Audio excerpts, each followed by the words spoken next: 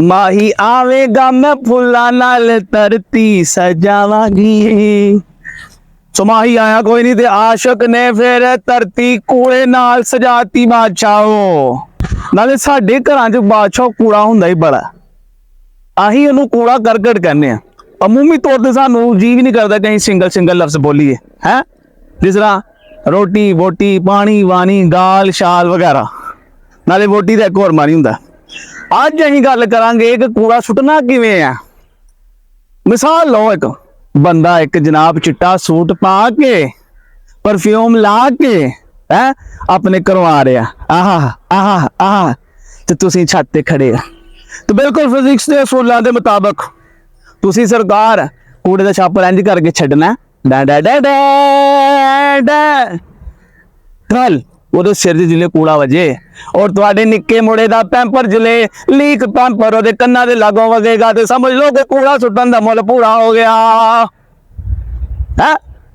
एक होर तरीका कूड़ा सुट्टन दा वो ये कि जनाब कूड़े नूं छापर च पाओ, गंढ लाओ, गंढ लान तो बाद अपने कोठे ते चल जाओ, कोठे ते जाके तुहानूं कमाटू चाड़ो, कमाटू चाड़ के छड्ड दिओ। अगे किसी दे नसीब घट्टो घट तुहाडे कोलों तो कूड़ा मुक्या। लो भी सज्जनों, इस दुनिया ते जेड़ा भी बंदा आया वो अपने होने का सबूत दिंदा।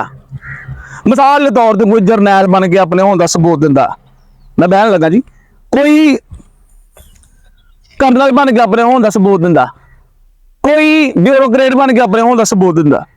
तो वह बंदा जिहड़ा जिंदगी च स्कूले नहीं गया है, वो किस तरह अपने होने का सबूत दे? वो अपने होने का सबूत दिंदा कूड़ा खिलार के।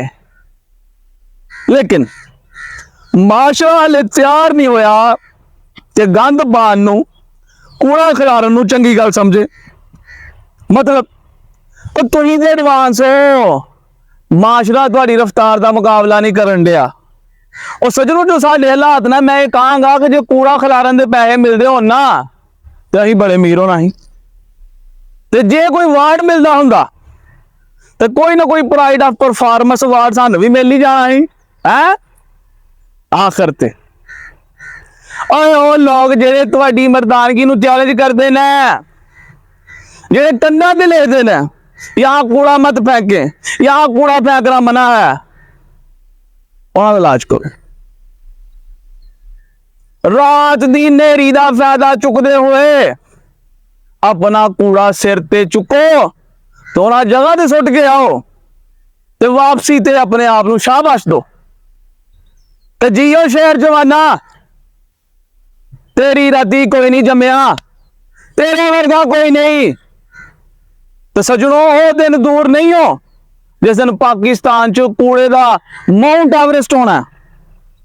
तो वीडियो वेखण तो बाद जिहड़ी गल तुहाडे ज़हन च पहली आई हो कमेंट च लिखो, तो हौसला वधाउण लई लाइक करो, शेयर करो, सबसक्राइब करो।